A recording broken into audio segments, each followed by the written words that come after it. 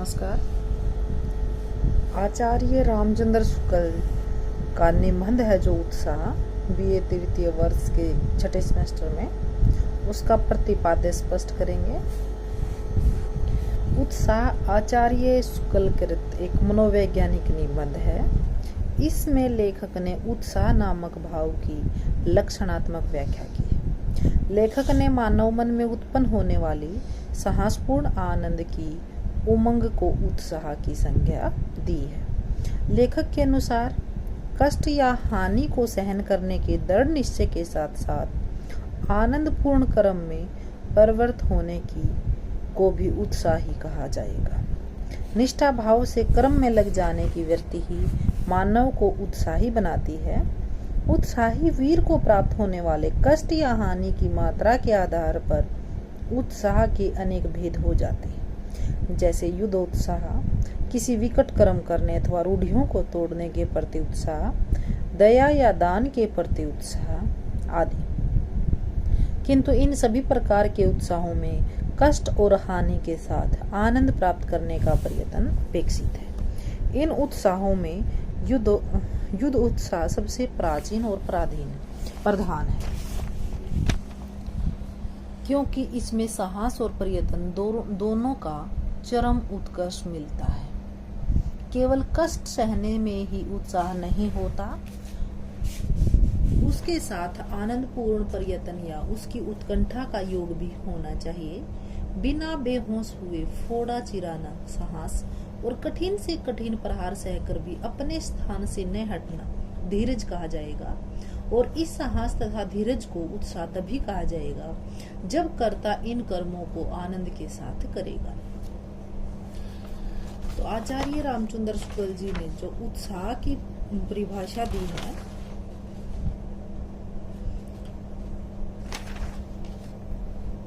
वो कहा है कि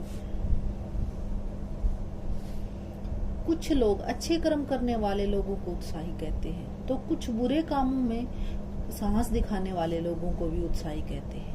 आचार्य रामचंद्र शुक्ल ने उत्साह की जो परिभाषा दी है, उसमें इस बात पर बल दिया गया है कि फल की अपेक्षा कर्म को अधिक महत्व देकर आनंद पूर्वक सतत उद्योग करने वाला ही सच्चा उत्साही होता है। इस उत्साह का संबंध केवल अच्छे कार्यों से है। उत्साह के संबंध को लेकर उत्साही भी अनेक प्रकार के हो सकते हैं।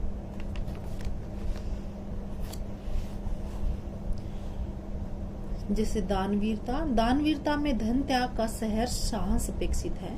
दानवीरता की यथार्थता इसी में है कि दानी को दान देने के कारण जीवन निर्वाह में कष्ट झेलना पड़े तो वह उसे भी स्वीकार करे। इस सहर्ष त्याग के तारतम्य के आधार पर उत्साह के भी भेद हो सकते हैं। युद्ध वीरता के अतिरिक्त भी अनेक साहसिक कार्य हैं जिसमें मृत्यु तक होने की संभावना रहती है।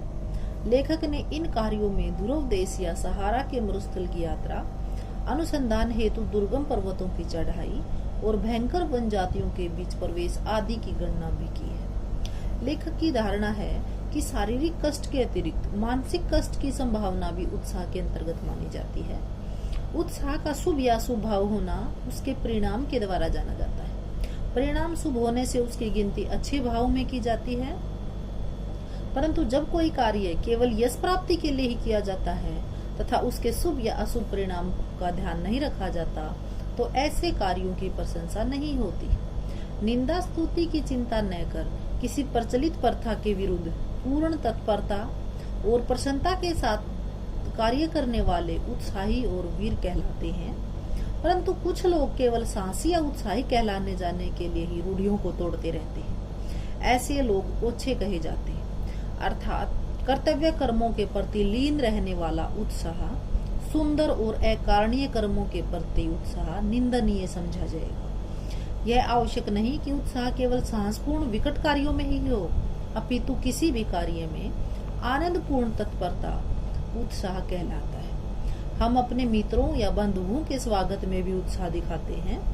उत्साही को कर्मवीर कहा जाए या बुद्धिवीर, इसके लिए देखा जाना चाहिए कि उत्साह की अभिव्यक्ति बुद्धि, व्यापार और अवसर पर होती है। या बुद्धि द्वारा निश्चित उद्योग में तत्पर होने की दशा।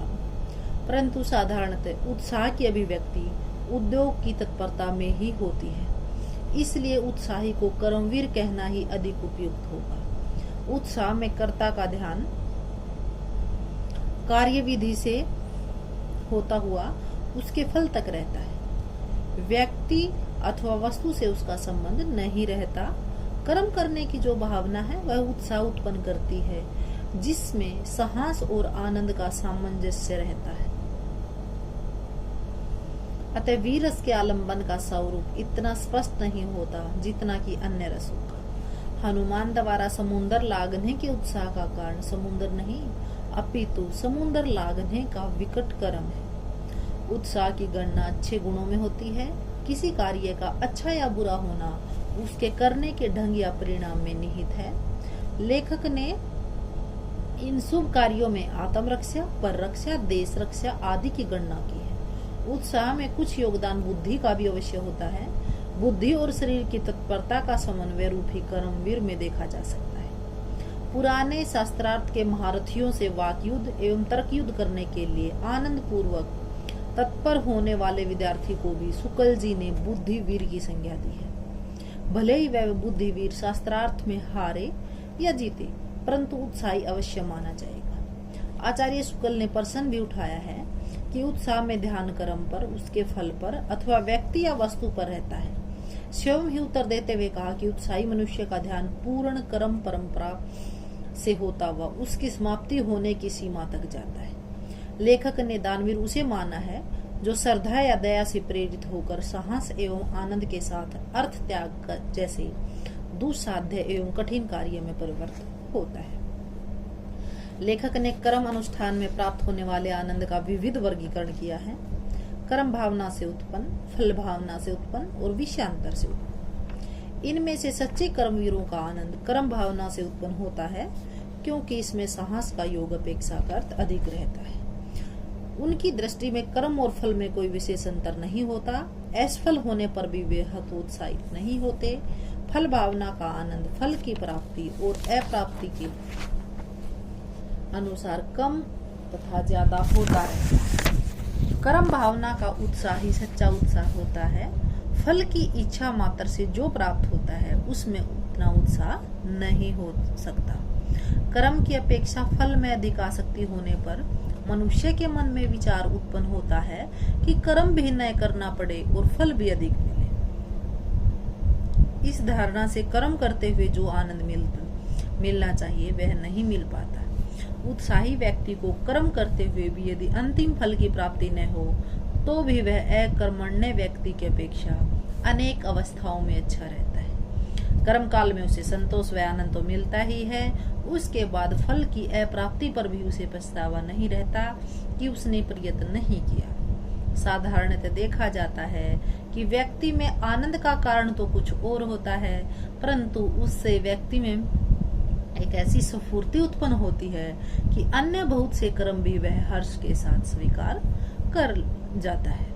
अतः अन्य कारण से उत्पन्न आनंद अन्य कर्म में उत्साह का कारण बनता है। निष्कर्ष, सच्ची लगन और कर्तव्य बुद्धि द्वारा कर्म करने वाला व्यक्ति जिस आनंद पूर्वक साहस का प्रदर्शन करता है, वास्तव में वही सच्चा उत्साह है। उत्साह की परिभाषा के आधार पर युद्धवीर, दानवीर, कर्मवीर और बुद्धिवीर आदि उत्साही व्यक्ति के भेद किए जा सकते हैं। धन्यवाद।